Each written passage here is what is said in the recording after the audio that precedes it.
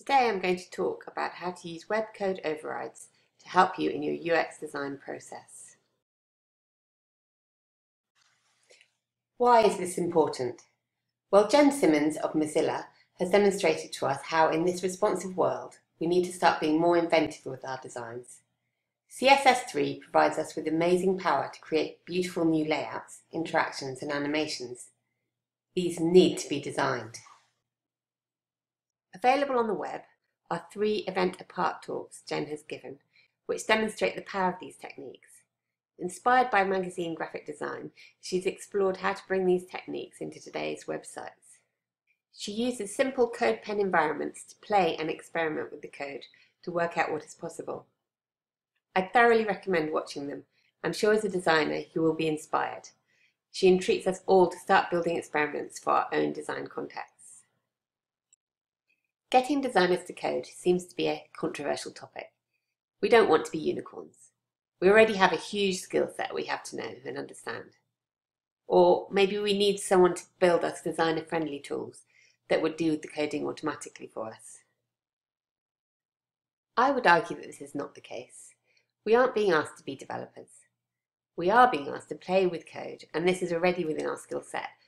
The gift of a designer is experimentation. This is just a new medium for us to play with, and the simple tools we need are available right now. Experimenting with CodePen is great for testing out novel ideas, but what we need are methods that help us with our everyday design. And often these are not new concepts, but progressive changes to a current design. For me, this is where web code overrides comes in. In the past month, I've been making web overrides to a live web app I'm working on. Being able to see my design changes in play in our real system has been transformative. It is fundamentally changing my design process. So how do we get started? I just demonstrated how I can bring up the Chrome developer tools. I just right-click on any element. Here I'm looking at my live WordPress blog and select Inspect. Firefox and Chrome both have slightly different but extremely powerful development tools. We access them on any web page we visit with a simple right-click. I can click on the Inspect tool in the top left, and then as I hover over the elements on a page, I can directly see the HTML that is related to it. This bar here also allows me to travel up and down the hierarchy of elements in a page. This means we can quickly see the structure of how every page is built and how the HTML elements relate to each other. You can edit this HTML by right-clicking on an element in the Inspector window and selecting Edit as HTML. So you can add new elements or write any HTML you wish here.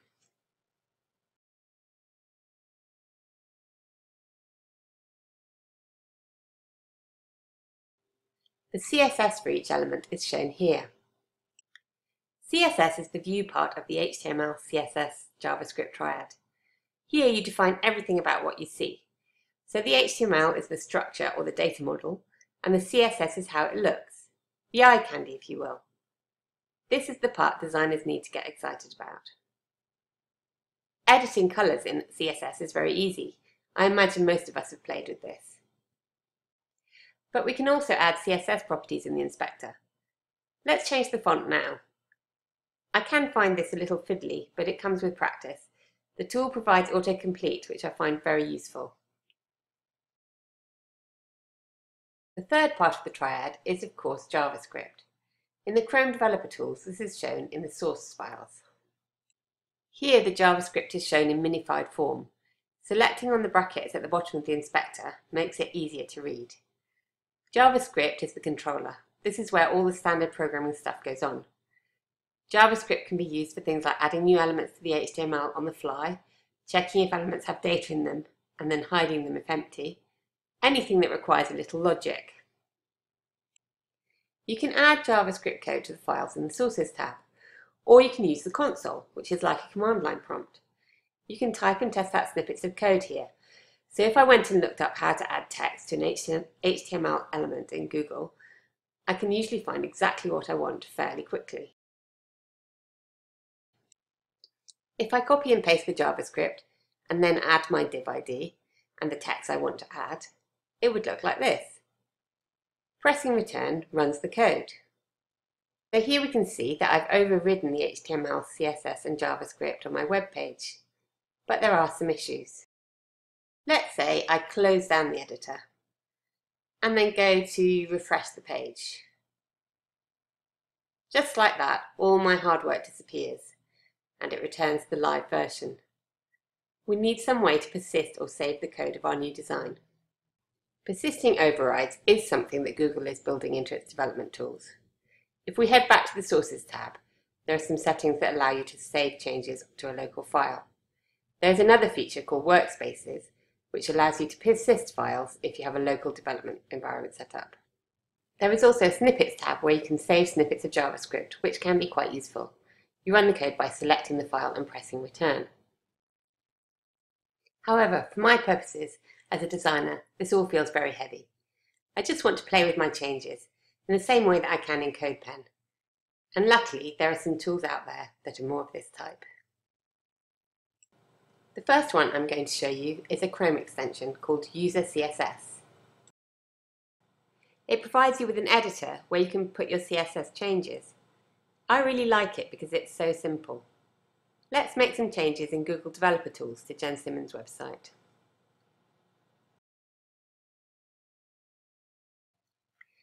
Let's add some blue text in here. Each time I make a change in the DevTools, I can simply copy and paste my change to User CSS. Or, of course, as my CSS improves, I can type my changes directly into the editor in code. Now when I refresh the browser, my changes are sticky. I've saved my design for future use. One of my favourite features is this switch, which allows you to turn off your design.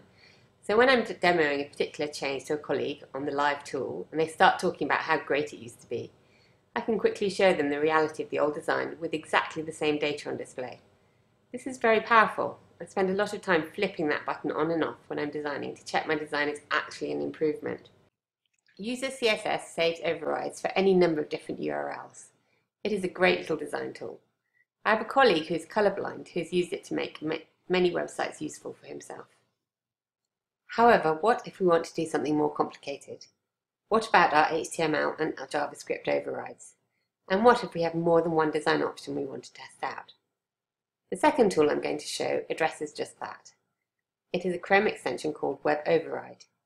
I can only run one of these extensions at a time. Web Override allows you to save multiple files and turn on and off different design choices. It also has an HTML, CSS and JavaScript editor just like CodePen does. Override does require refresh after every change, which is probably why I still do a lot of my experimenting in Chrome Developer Tools and then copy the changes across. However, the ability to mix and match parts of my design is supremely powerful. This tool really has the potential to change my workflow. Now, sometimes rather than starting my designs in Sketch or XD, I make initial changes in CSS, and then I screen grab the shot and move to my graphic design choice for the things that I'm unable to code. This has been particularly useful in places where I have lots of data to convey. The time saving has been considerable, and I'm also presenting real and appropriate data in my prototypes. Playing with code is an additional set of skills that simply adds to my toolset. What I've shown you is the very basics of what you will need to do to make this useful. I'm not saying that it's not challenging. It will be, and often frustrating, but so can learning our current tools. That challenge is part of the fun. I won't be giving up on tools like InVision Studio or Balsamiq anytime soon. They are my tools for thinking about designs. But playing with code is fast becoming equally valuable.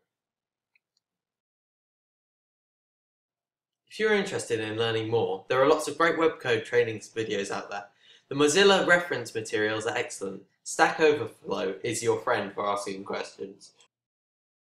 This has been a brief overview about the power that some simple coding can bring to UX design.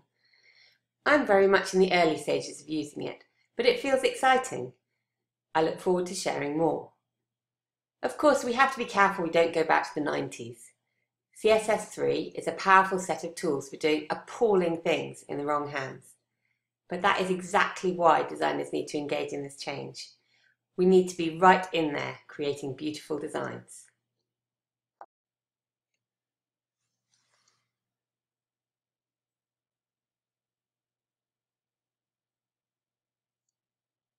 If you got this far, thanks for listening.